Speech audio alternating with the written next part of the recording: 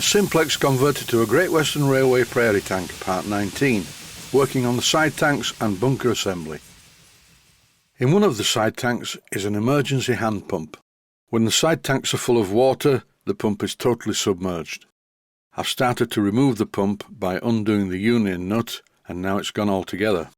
Having a hand pump in a steam locomotive is not essential, but very useful. If you have two injectors, that's okay. If they both pack up, you have a problem. So it is a good idea to have a hand pump. Very shortly I'm going to service this one. Here's a close-up of it. And it looks like it's had some recent work to the linkages, all of which are very sloppy.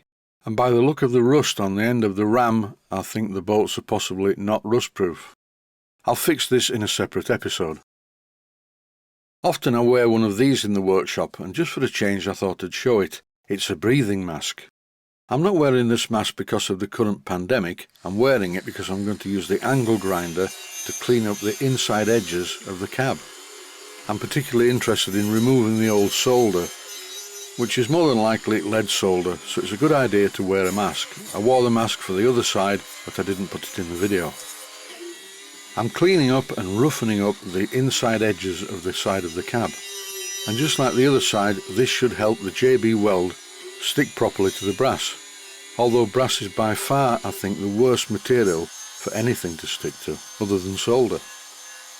I really don't want to resolder this replacement panel in position, because the heat of the soldering could cause problems with leakage from the tanks, hence the use of the 2-pack epoxy called JB Weld.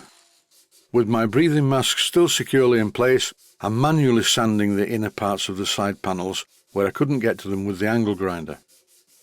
After a while, both of the parts were cleaned up. In this clip I'm trying the brass panel in place, and yes, it fits just as well as the other side. I purposely did not cut this brass panel to fit tightly between the bunker and the side tanks, because I wasn't sure whether the bunker and side tanks were both the same at each side. I'm going to fit the second side panel by drilling it and bolting it to the side of the cab like I did with the first one. This time I'm being more scientific. I'm using a pair of engineer's clamps to hold the panel in place while I drill the holes. I think on the first one I held the panel in place manually, drilled one hole, bolted that up and then moved to the others, but this is a better method. I'm drilling the holes using my Proxxon motor tool as usual. The speed is set to moderate. You do not want the speed to be so high that the drill melts its way through the brass. This is a brand new metric drill and it's very sharp. The existing holes in the side of the cab are for the handrails, but I'm going to drill some more holes at a later stage and fit some countersunk bolts to make sure that this assembly is very strong. In this clip I'm fitting the nut on the first bolt and tightening it in place. Now I'm going to move on and drill the hole in the far corner. I really do like the quality of these Proxxon motor tools. They are noticeably better than some others that I've used. The hole is drilled through the brass plate in no time, and here it is fitted with the nut and bolt. 2 down, 2 to go. I'm about to drill a hole in this position, and as with the others, once the hole was drilled, I put a nut and bolt in place and tightened them up. I won't bother showing the drilling of the 4th hole. It was exactly the same as drilling all the others. You will notice a piece of wood on the side tank. This tank, cab and bunker assembly is very weak and flexes a lot, and I'm exploring the possibility of having this bead blasted, so I need to strengthen it. I hold a piece of wood against one of the existing mounting bolts, tap it with a hammer, and here it makes a mark. I drill a hole on the mark, fit it to the existing mounting bolt, then tap the piece of wood against the mounting bolt at the rear of the bunker. Once both of the holes were drilled, I secured the piece of wood in place using 2 brass nuts. When this job is finished, I'll take it down to this powder coating place at the end of the road. I don't want it powder coating, but I would like it bead blasting. Bead blasting will remove all of the paint, but not only that, it will give a really good surface for the new coat of paint. If I did the job in a bead blasting cabinet, I would personally be very careful with it, but I don't know what it will be like when someone else does it. So what I'm doing is strengthening the assembly using these pieces of hardwood. It's a very crude structure, but it works.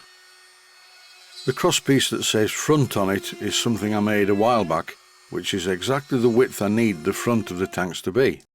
I've screwed this to a crosspiece, and the other crosspiece is running slightly diagonally between the two main bearers. And in both instances I used far too much wood glue, which is about normal. But I suppose it's better to use more wood glue than not enough. Before it ran all over the bench, I cleaned it off with a cloth. Now the tank's cab and bunker are fully supported. I'm going to remove some more bits and pieces. This is just a bracket that holds the front of the roof, and it's only riveted through. I think I'll use bolts when I refit it. The small badge on the back of the bunker was quite difficult to remove. That was mainly because I didn't notice that it was also riveted to the bunker. I cleaned up this area using the angle grinder once again, fitted with the flapper wheel. It's perfect for jobs like this. It is, however, quite important not to apply too much pressure, because it really will dig into the brass. And to get rid of the swirly effect on the metal, I finished off the job with a piece of emery cloth. Here's the entire assembly now awaiting paint removal. It's fully reinforced and you can move it around as one unit.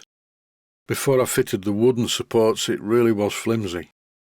I'm thinking that I may actually use paint stripper on this one, because now in my new workshop I have a bench outside the workshop and a hosepipe. It all depends what the man at the powder coating company says about it. I think I'll go down and see him later today. And that's it for this episode. I'd just like to say, as I always do, stay safe, stay well, thanks for watching, and I hope you found it useful. Please take the time to visit my Mainsteam Models website and click on the section of the website that says Video Playlists. And by doing that, you can find other videos that you may like to watch.